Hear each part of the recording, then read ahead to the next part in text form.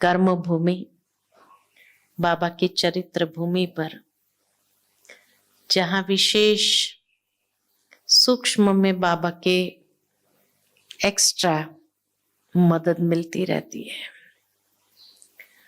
तो लास्ट बाबा की मुरली जब चली तो उसमें विशेष बाबा ने ये दो बातों को अंडरलाइन कराया, और इसीलिए एक है संपूर्ण पवित्रता की बात बाबा ने किया, और दूसरा बाबा ने कहा सेकंड में फुल स्टॉप लगाना।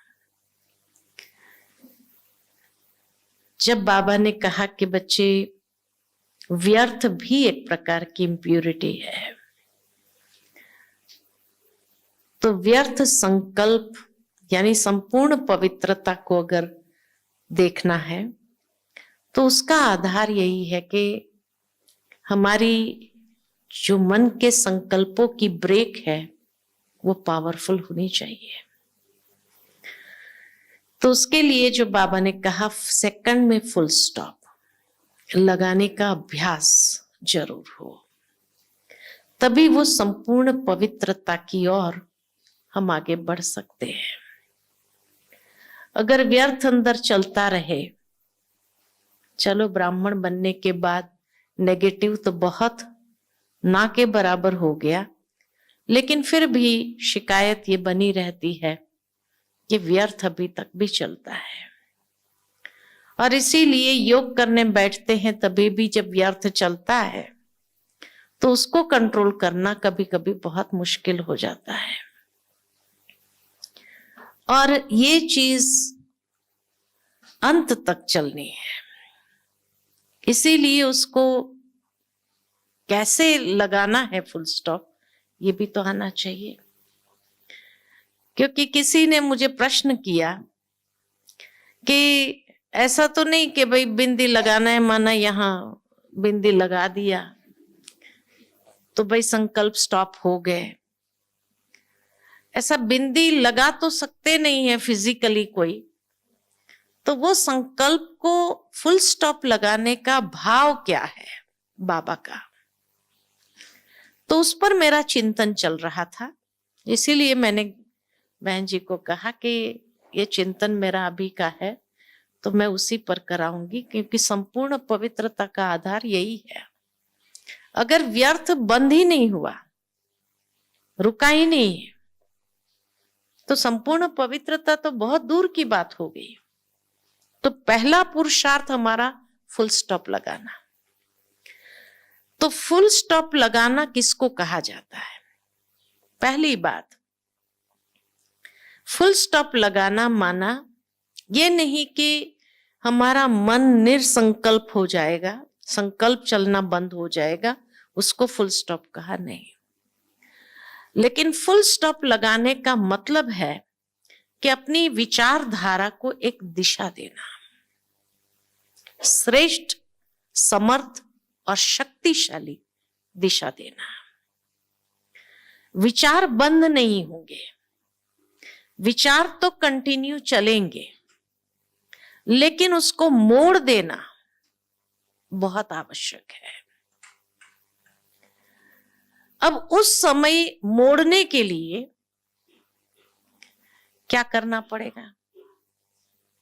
विचार का तूफान ऐसा है, व्यर्थ विचारों का तूफान ऐसा है कि जब एक बार चालू हो जाए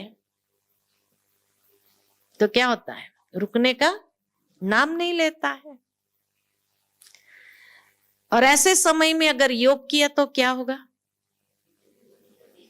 और ज्यादा चलेगा, क्योंकि उसको स्पेस मिल जाती है, टाइम मिल जाता है, तो और अधिक चलना शुरू हो जाएगा।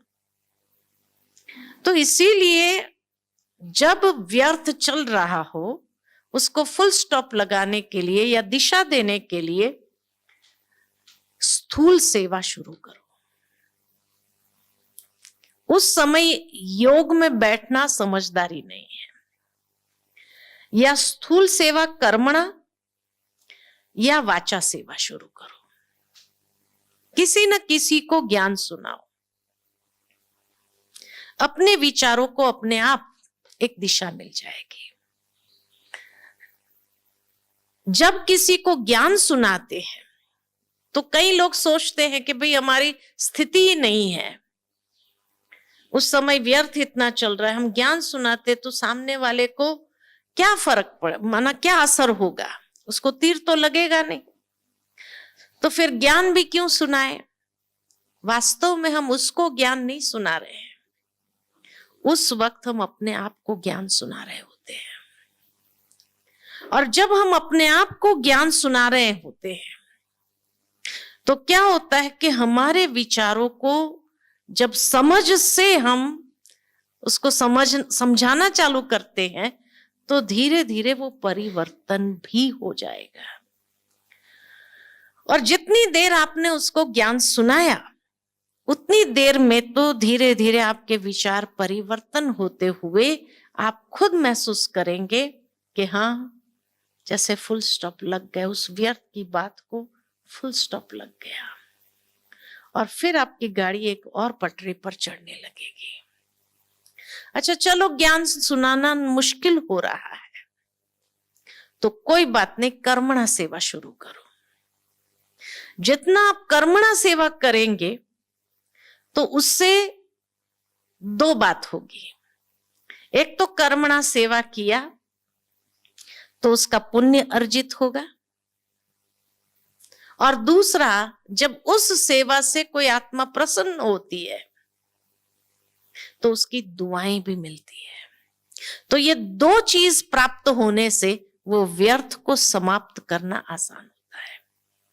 कई बार व्यर्थ इसलिए भी चलता है, देखा गया है, व्यर्थ इसीलिए चलता है क्योंकि हमारा पुण्य क्षीण हो गया है, इसलिए पुण्य करना जरूरी है। तो जितना कर्मण सेवा हम करेंगे उतना कर्मणा सेवा करते करते हमारा पुण्य अर्जित होना स्वाभाविक हो जाता है। और ये पुण्य जितना हमारा बढ़ता जाएगा, स्वाभाविक है कि वो पुण्य कभी कभी मदद करता है उस व्यर्थ को समाप्त करने के लिए। खुशी मिलेगी ना। जैसे जैसे हम पुण्य अर्जित करेंगे, हमारा खाते में जैसे जैसे आता जाएगा, जमा होता जाएगा, खुशी बढ़ने लगेगी।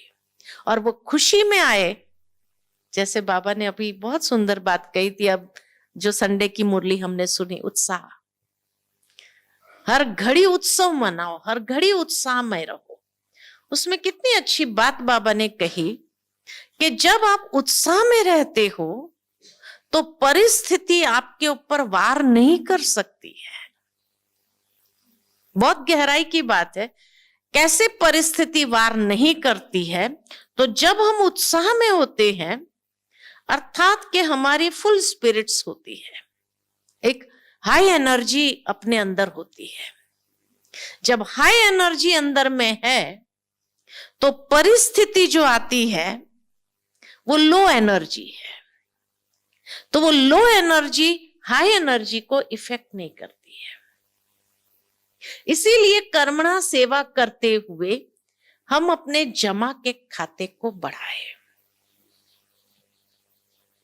क्योंकि व्यर्थ जब चलता है माना हमारी एनर्जी भी लो हो जाती है। जब हमारी एनर्जी लो हो गई तो हर परिस्थिति वार करेगी, ये स्वाभाविक बात है। इसीलिए परिस्थिति वार न करे, उसके लिए अपने आप को ऐसे कर्मणा सेवा में जोड़ दो जो अपने आप जमा होते हुए हमको खुशी का अनुभव होगा। इसीलिए बाबा ने तीनों के मार्क्स एक समान रखे हैं, मनसा वाचा कर्मणा। तीनों के मार्क्स बराबर है। ये नहीं कि कर्मणा का कम है या मनसा का अधिक है या वाचा का अधिक है, कर्मणा का कम है, नहीं, तीनों के मार्क्स बराबर है। उस समय मनसा सेवा तो संभव नहीं है, व्यर्थ इतना चल रहा है। तो इसीलिए जब हम कोई भी कर्मणा सेवा शुरू करते हैं, हमारा मन जब उसमें पिरोना शुरू होता है तो क्या होगा? अपने आप वो व्यर्थ समाप्त होगा। और जैसे जमा होती जाएंगी, खुशी बढ़ती जाएंगी, तो धीरे धीरे उत्साह बढ़ने लगेगा हमारा। तो ये है फुल स्टॉप लगाने का पहला तरीका कि दिशा दो, अपने मन वचन कर्म को एक दिशा देना है। दूसरी बात कि फुल स्टॉप लगाना माना निश्चय बुद्धि बनना। तो पहला परिवर्तन, परिवर्तन करो, दिशा देना माना परिवर्तन कर देना। दूसरा है निश्चय बुद्धि बनना। किसमें निश्चय बुद्धि बनना है? ड्रामा। ड्रामा में जितना हमारा निश्चय, और वो भी निश्चय क्या है होना चाहिए? जो हो रहा है वो बहुत अच्छा, जो हुआ वो भी बहुत अच्छा, जो होने वाला है वो भी बहुत अच्छा। तो निश्चिंत हो जाना। तो फुल स्टॉप लगाना माना निश्चिंतता का अनुभव करना, निश्चय बुद्धि होकर निश्चिंतता का अनुभव करना कि कल्याण ही है ना। जब समय कल्याणकारी है, बाप कल्याणकारी है, तो हमारा अकल्याण करने की ताकत किसमें है किसी में? जब ये निश्चय हो जाता है तो भी एक सेकंड के अंदर फुल स्टॉप लग जाता है। तो मेन बात यही है कि या तो परिवर्तन करने की शक्ति हमारे अंदर आ जाए, या दूसरी निश्चय बुद्धि बन करके निश्चिंत हो जाना कि कल्याण हुआ ही पड़ा है, जो होगा इसमें अच्छा ही होगा। तो क्यों क्या के क्वेश्चन पूछने के बजाय क्या होगा? वाह वाह के गीत गाना शुरू करेंगे। वाह बाबा वाह, वाह ड्रामा वाह, है ना, वाह रे मेरा भाग्य वाह। तो जितना वाह वाह के गीत गाते हैं, माना भी अपनी स्पिरिट्स को हाई करना है, उत्साह में आना है। तो ये वाह वाह का गीत जब गाना शुरू करते हैं तो बाबा कहते हैं अगर वाह वाह नहीं भी होगा तो वो परिवर्तन होकर वाह वाह हो जाएगा। ये भगवान का वरदान है। इसीलिए वाह वाह के गीत जरूर गाना आना चाहिए, है ना। इसको कहते फुल स्टॉप। कोई गाना गाता है तो अपने आप सारी दुनिया भूला हुआ है कि नहीं है, उस गाने में कितना मग्न हो जाता है जो सारी दुनिया भूल जाती है। ठीक इसी तरह जब हम भी वाह वाह के गीत गाएंगे तो दूसरा सब भूल जाएंगे, तो व्यर्थ समाप्त हो जाएगा। और वाह वाह से हर चीज वाह वाह होने लगेगी। इसीलिए बाबा कहते वाह वाह के गीत गाओ, है ना। तो नेगेटिव को कंप्लीटली हम पॉजिटिव में चेंज कर दे वाह वाह के गीत गाने से। ठीक है, तो ये दूसरा तरीका है फुल स्टॉप लगाना, है ना? वाह वाह के गीत गाओ और देखो कैसे परिवर्तन होता है। मान लो कि वाह वाह के गीत गाने पर भी अंदर में डाउट आ रहा है, पता नहीं क्या होगा। मैं गा तो रहा हूं लेकिन वाह वाह हुआ कि नहीं हुआ, क्योंकि सूक्ष्म में कहीं ना कहीं एक second thought side by side. तो निश्चय बुद्धि बनने का प्रयत्न बाबा ने कहा है, इसलिए होगा। तो निश्चय बुद्धि बनने का भी प्रयत्न करते हैं, लेकिन कहीं ना कहीं पुराने संस्कार के वशीभूत ये सेकंड थॉट भी संशय का आता रहता है। पता नहीं होगा कि नहीं होगा, कैसे होगा। तो बाबा ने उस समय कहा है कि मान लो कि अगर सेकंड थॉट या आपका गट फीलिंग आपको ये कह रहा है कि नहीं ये ठीक तो नहीं होगा, ये वाह वाह मैं कह रही हूं लेकिन वाह वाह नहीं होगा, कोई बात नहीं। तो भी बाबा कहे आप ये सोचो कि अच्छा चलो ये बात जो आई है ये हमें क्या सिखाने आई है? जरूर कोई ना कोई लेसन सिखाने आई है, अनुभवी बनाने आई है। तो क्या अनुभव मुझे प्राप्त, क्योंकि अनुभव की अथॉरिटी बनना होगा, तो हर प्रकार के अनुभव ड्रामा सिखाएगा या अनुभव कराएगा कि नहीं कराएगा? तभी तो अनुभव की अथॉरिटी बनेंगे।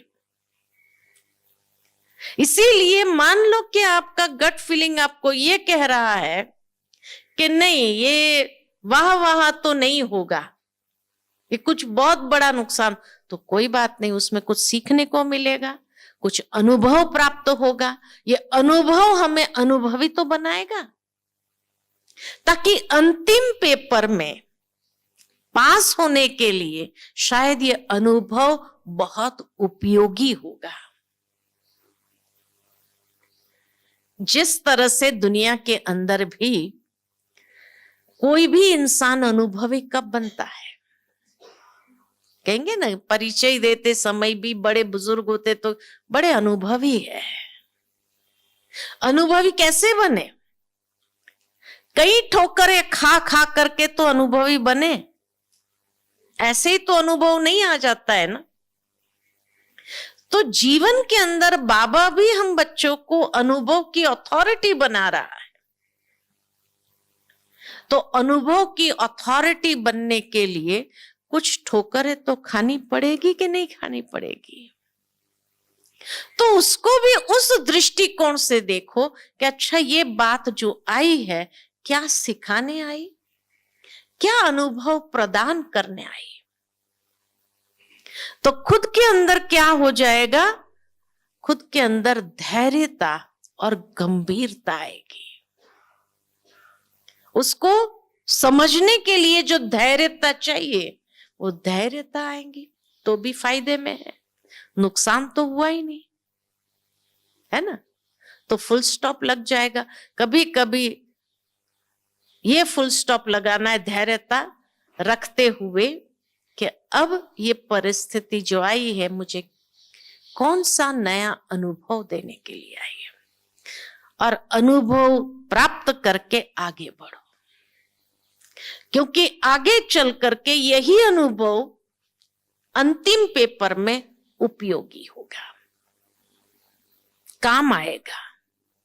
इसीलिए ये अनुभव बहुत जरूरी था लाइफ में, क्योंकि कोई भी अंतिम समय अगर चलो आया हमारे पास, कोई ऐसा अनुभव जरूरी नहीं कि वो परिस्थिति आए तभी अनुभव काम आए, लेकिन मान लो कि अंतिम समय कोई आत्मा आई और वो आत्मा कहती है आपके पास इतने सालों का अनुभव है, क्या आप अंजलि मुझे दे सकते हैं कि इस परिस्थिति में मैं क्या करूं? और उस समय आप सोच में पड़ जाओ, मेरे पास तो उसका कोई अनुभव नहीं है, तो क्या होगा? वो आई थी आशा के साथ और निराश होकर के जाएगी, आप उसको मदद नहीं कर पाए तो कैसा लगेगा? खुद को भी उस समय कितना ये लगेगा, एक अंजलि तो चाहिए उसने मेरे से और वो भी हम नहीं दे सके। तो इसीलिए ये अनुभव बहुत आवश्यक है। अंतिम समय में कई आत्माएं उस अनुभव के लिए आएगी आपके पास, क्या आप अपना अनुभव शेयर करो, उसमें से ही उनको कुछ मिल जाएगा। या मान लो कि वो परिस्थिति आई है, अनुभव देने के लिए आई है, तो अनुभव कब मिलेगा कि उसके लिए बाबा ने कौन सी बात कही है जिस बात का एप्लीकेशन करने की आवश्यकता है ना। अगर उसका एप्लीकेशन किया तो बहुत सुंदर तरीके से आप जैसे महसूस करेंगे मक्खन से बाल निकल गया। यही सबसे बड़ी प्राप्ति है। इसीलिए बाबा कहते हैं सेकंड में फुल स्टॉप लगाना माना धैर्यता रखो। समय आपको बहुत सुंदर अनुभव प्रदान करके जाएगा, या उस वक्त कौन सी ज्ञान की बात को अप्लाई करना है, ये समझ करके उसको एप्लीकेशन में लाओ। तो जब उसको अप्लाई करने में बिजी हो जाएंगे तो भी व्यर्थ समाप्त हो जाएगा, क्योंकि जितना ये व्यर्थ चलेगा उतना अपने अंदर इम्प्योरिटी बढ़ाता जाएगा। इसीलिए बाबा ने कहा संपूर्ण पवित्रता खाली ब्रह्मचर्य नहीं है, लेकिन संपूर्ण पवित्रता के लिए ये व्यर्थ रूपी किचड़ा बढ़ना नहीं चाहिए, उसको समाप्त कर देना है। और समाप्त करने का यही तरीका है। तीसरी बात, मानो कोई व्यक्ति आपको परेशान कर रहा है, उसके कारण व्यर्थ चल रहा है, बार बार आपने उसको समझाया, इग्नोर किया, सब कुछ किया, लेकिन फिर भी वो कुछ ना कुछ रोड़ा डालता रहता है, तो वहां फुल स्टॉप कैसे लगाएं? वहां फुल स्टॉप कैसे लगाएंगे? तो बाबा हम बच्चों को कहते हैं, कई मुरलियों में कहा है बाबा ने, कि जब कोई आत्मा के साथ का आपका हिसाब है तो हिसाब किताब करके छोड़ नहीं देना है, लेकिन उस हिसाब को चुकतू कर दो। और चुकतू कैसे करेंगे? उतनी शुभ भावना, शुभ कामना प्रवाहित होने दो उसके प्रति। जितना शुभ भावना, शुभ कामना को प्रवाहित होने देंगे उतना आपका हिसाब जल्दी सेटल हो जाएगा। अगर व्यर्थ चला रही हूं मैं तो हिसाब बनेगा या पूरा होगा? बनेगा और कड़ा हो जाएगा। इसीलिए कोई जन्म का हिसाब है, हमें पता नहीं है कौन से जन्म का हिसाब है, लेकिन ऐसी आत्मा के प्रति भी शुभ भावना, शुभ कामना का दान दो, बाबा उसका कल्याण हो,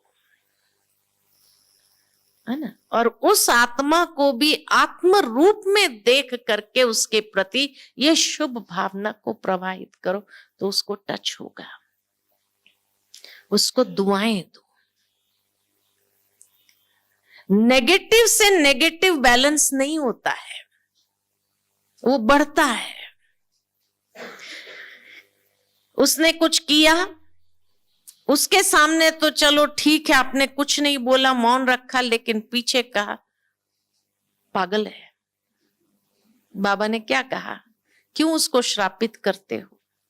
ऐसा बोल करके भी क्यों श्रापित कर रहे हो?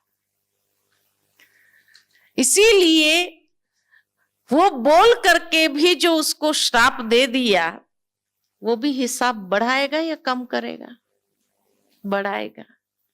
इसीलिए उसको बैलेंस करने के लिए शुभ भावना, शुभ कामना, दुआएं ही मदद करती है, और वो जल्दी सेटलमेंट आपका कर देगा।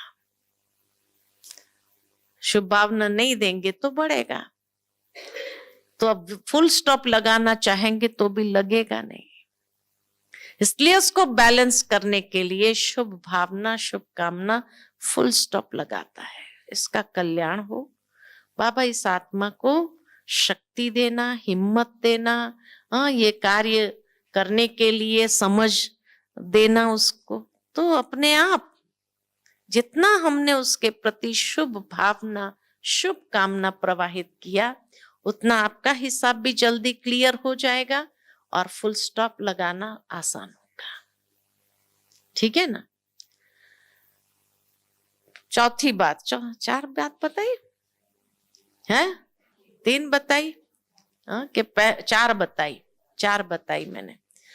अब 5वीं बात, पहला परिवर्तन, दिशा देना। दूसरा ड्रामा। तीसरा निश्चय बुद्धि बन करके ड्रामा करना, है ना। तीसरा अनुभव बढ़ा रहा है। और चौथा शुभ भावना, शुभ कामना देना। 4 बातें बताई ना। अब 5वीं बात कि शायद ड्रामा मुझे एक चुनौती या अवसर दे रहा है। कहीं पर मैंने पढ़ा, बहुत सुंदर बात लिखी हुई थी कि हर एक व्यक्ति के सामने चुनौती जरूर आती है। और चुनौती क्यों आती है? या तो उस चुनौती में अंदर में अवसर समाया हुआ है, अपॉर्चुनिटी है, तो या तो उस चुनौती में, उस चैलेंज में अवसर समाया होता है, और या तो उसमें कोई लेसन होता है। जब चुनौती के वक्त सही निर्णय ले लो आप, तो वो अवसर में परिवर्तन हो जाएगा। और जैसे कहते हैं ना, वो सिम सिम दरवाजा खुल जा, ऐसे एक नया आयाम, एक नया अवसर मिलता है, जिससे बाबा भाग्य हमें देना चाहता है। कोई भी बात, कोई भी परिस्थिति जब आती है तो खाली लेसन सिखाने के लिए आती है, उतना नहीं है, लेकिन कहीं ना कहीं उस चुनौती के अंदर जो अवसर है, उस अवसर को जब हम प्राप्त करते हैं तो उससे भाग्य की प्राप्ति होती है। तो भाग्य विधाता भाग्य प्रदान करना चाहता है, तभी वो परिस्थिति आई।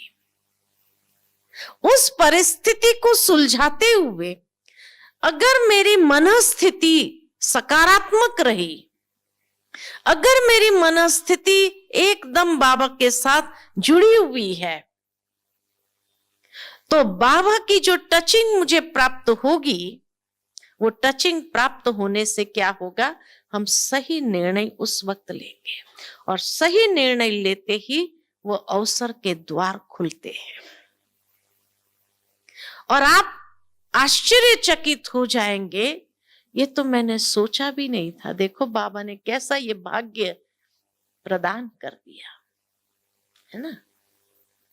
जैसे कोई ऐसा महसूस होगा, जैसे कोई मानो कि आप पहाड़ के एकदम चोटी पर खड़े हैं और किसी ने आपको पीछे से धक्का मार दिया, सोचा इसको गिरा दे, और उसी समय अगर आपको पंख मिल जाए और आप उड़ने लगे और ऊंचाई पर जाओ और भाग्य प्राप्त होने लगे, तो कैसा लगेगा। वो कहानी मुझे याद आती है कि जो ईगल होती है ना, ईगल जब उसके बच्चे को जन्म देती है तो फिर उसको उड़ना सिखाती है, लेकिन ऐसे बच्चे उड़ने का साहस नहीं रखते। तो वो चिल क्या करती है, उस बच्चे को अपनी चोंच पर एकदम पहाड़ी से ऊपर ले जाएगी और वहां से छोड़ेगी उसको।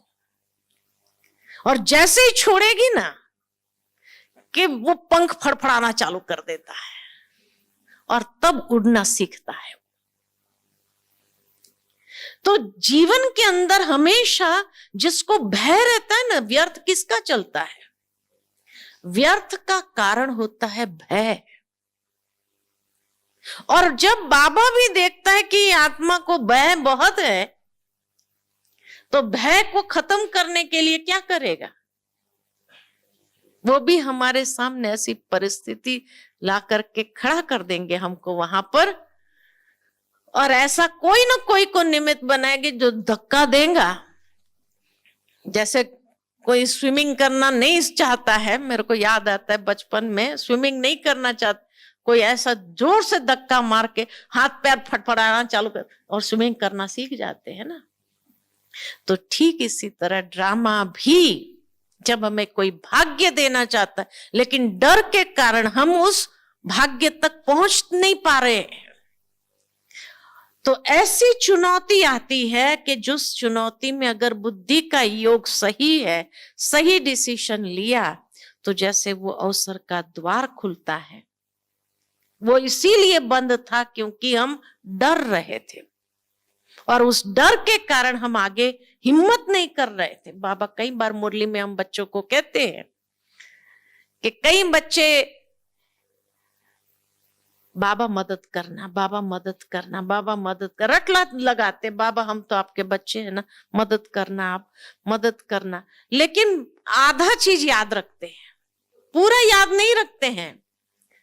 बाबा आप तो हमारे माता पिता हो, आप तो मदद करेंगे ही ना, आप नहीं करेंगे तो बाबा को याद कराते हैं सब, आप नहीं मदद करेंगे तो कौन करेगा। लेकिन बाबा कहते हैं आधा सेंटेंस याद रखते हैं, बाकी का आधा भूल जाते हैं कि बाबा मदद करता है किसको, हिम्मत ए मर्दा तो मदद है। पहले हिम्मत का एक कदम तो उठाओ। हिम्मत का अगर कदम ही नहीं उठा रहे हैं तो मदद कहां से मिलेगी, है ना। 1000 भुजा वाला बाबा आपके मदद करने के लिए तैयार है, लेकिन हिम्मत का कदम उठाना नहीं है। और बाबा मदद करो, बाबा मदद करो, बाबा मदद करो, तो क्या होगा।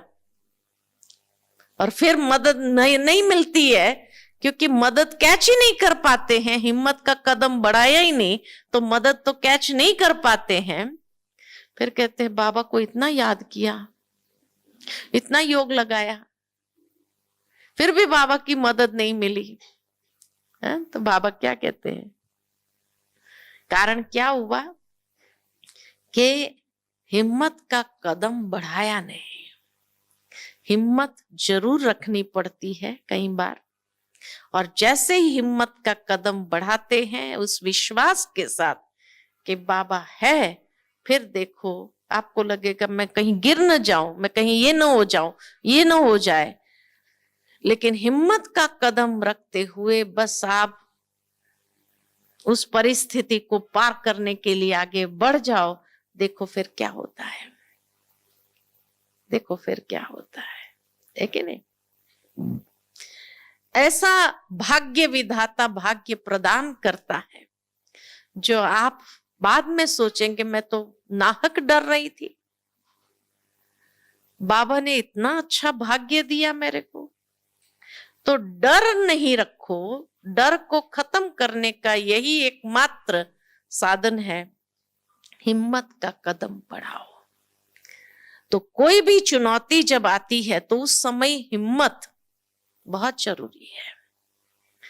हिम्मत और उमंग उत्साह ये दो तो पंख माने गए हैं। जब हिम्मत और उत्साह के पंख, लास्ट संडे की मुरली में भी बाबा ने यही दो बात कही कि हिम्मत और उत्साह के पंख जब लग जाते हैं फिर आप कितनी भी ऊंची उड़ान भरना चाहो सहजता से भर सकते हो, और कोई भी परिस्थिति को क्रॉस करना आपके लिए आसान है। लेकिन हिम्मत और उत्साह के पंख ही नहीं है तो फिर तो परिस्थितियों के साथ लड़ना पड़ेगा, माथा मारना पड़ेगा और आगे बढ़ना मुश्किल होगा। इसीलिए बाबा भी हम बच्चों को कहते हैं कि बच्चे हिम्मत और उमंग उत्साह के पंख के आधार से उड़ना चालू करो, तो कोई भी परिस्थिति नीचे हो जाएगी, आप ऊपर से उड़ करके उसको क्रॉस करेंगे, तो व्यर्थ चलाने की आवश्यकता नहीं रहेगी, है ना। तो इसीलिए डरो नहीं, डरना नहीं है, लेकिन हिम्मत का कदम उठा करके आगे बढ़ना है। यही हमेशा याद रखो, भाग्य विधाता मुझे कोई न कोई भाग्य प्रदान करना चाहता है, इसीलिए ये बात मेरे सामने आई है। और या तो बाबा के प्यार को महसूस करो, छठी बात कि भगवान का प्यार क्या होता है, इसको अनुभव करने का टाइम आया है। अच्छे दिन चल रहे हैं तब तो भगवान के प्यार का अनुभव करने की जरूरत नहीं है, लेकिन भगवान के प्यार को रियल में अगर एक्सपीरियंस करना है तो जब विपरीत समय आता है तभी अनुभव होता है। कई बार कई लोग कहते हैं बार बार मेरे सामने एक ही बात आती, बार बार वही बात क्यों आती है, लेकिन बार बार क्यों आ रही है उसके पीछे भी कारण है। मैं जब छोटी थी ना, स्कूल में थी, 5th क्लास में होंगी मैं, तो 5th क्लास में जब थी तो हमारा मैथ्स का टीचर था, उसकी मैं फेवरेट स्टूडेंट थी। उसको बच्चे नहीं थे अपने, तो हमेशा उसको इतना प्यार था कि तेरे को मैं अडॉप्ट कर लूं। उसको यही अंदर में रहता था, तेरे को मैं अडॉप्ट कर लूं। तो जब भी हमें यूनिट टेस्ट में सम्स देते थे ना, सिखाते थे, तभी भी विशेष ध्यान मेरे पर रहता है, इसका ध्यान कहीं इधर उधर तो नहीं है, इसका ध्यान है। और जब यूनिट टेस्ट होती थी हमारी, तो जब चक्कर लगाता था ना, तो सीधा आकर के मेरे पास खड़ा होता था। अगर मैं उसके क्लास में पीछे भी बैठी तो खास बुलाएगा, इधर बैठो, तुम आगे बैठो, है ना, पीछे क्यों बैठी। मेरी 2 सीट होती थी, तो आगे बिठाते। एक तो मुझे उनका क्लास बोरिंग बहुत लगता था, मेरे को आता ही नहीं था, तो बहुत बोरिंग लगता था। और ऊपर से वो मुझे आगे बुला करके वहां नाक के सामने बिठाता था और ध्यान मेरे पर। और फिर जब यूनिट टेस्ट के समय ऐसे चक्कर मार करके आता था, खड़ा होता था देखने के लिए मैं क्या लिख रही हूँ।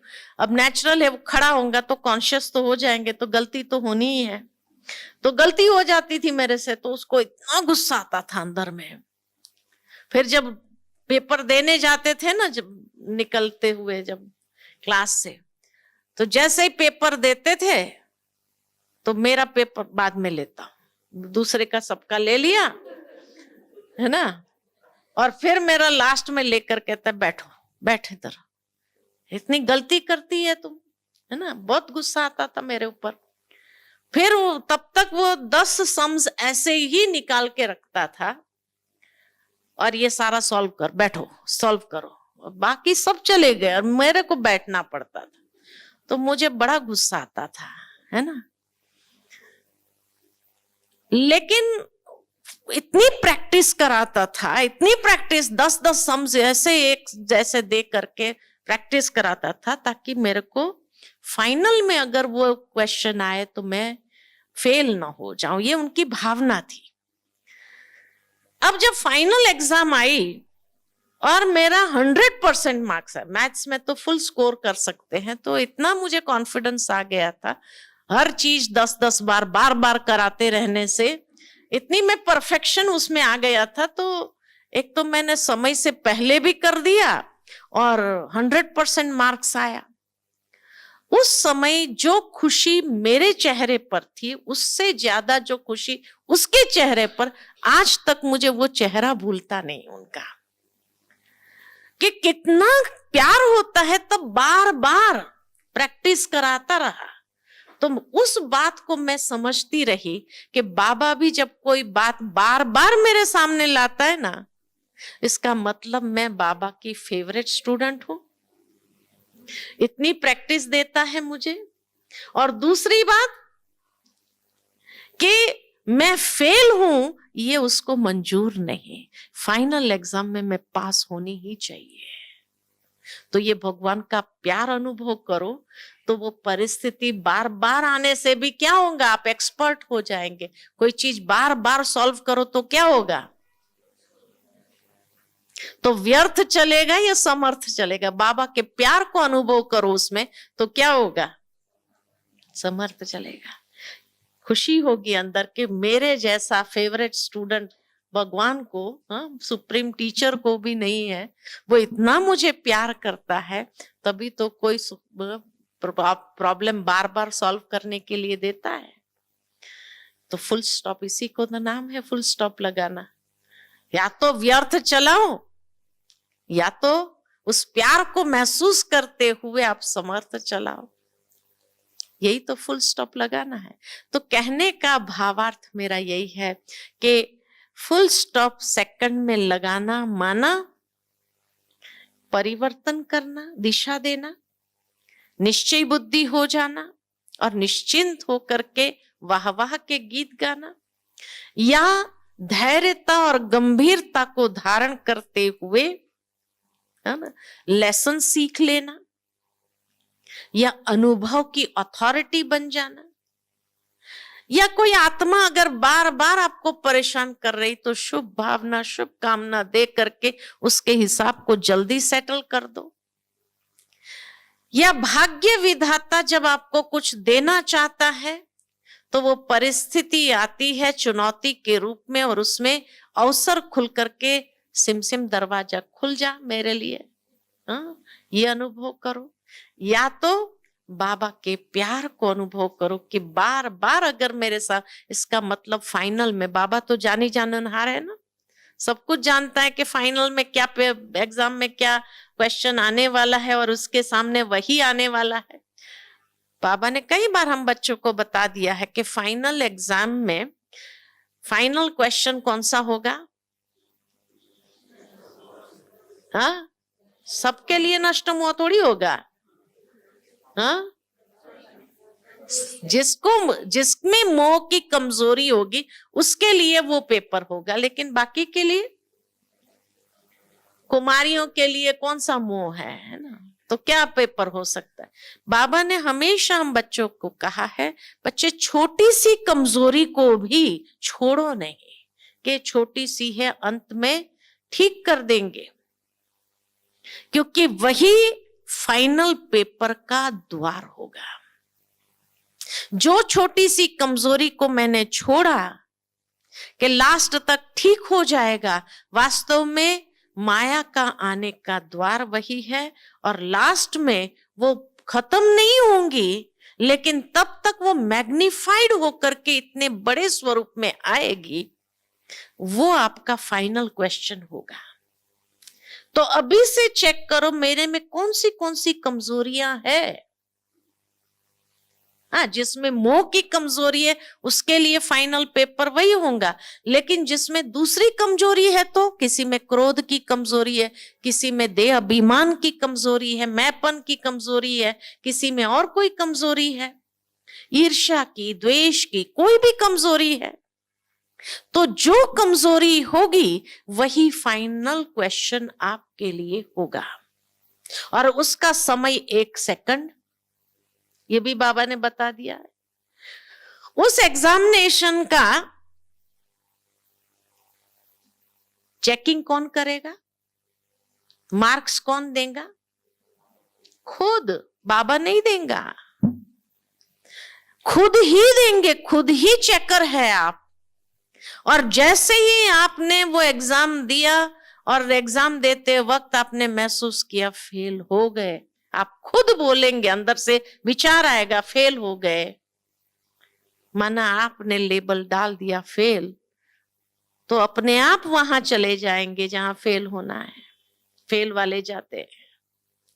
जैसे ही अंदर में वो खुशी होगी, वाह मैंने पास कर दिया, जैसे दुनिया में भी होता है ना, जिसको पास हो गए तो कितनी खुशी, पास हो गए, तो ऐसे ही आपने लास्ट पेपर जब क्रॉस किया 1 सेकंड का और उसमें पास हो गए, तो इतनी खुशी से आप उछलेंगे, पास हो गए, मना आपने अपने आप को सर्टिफाई कर दिया।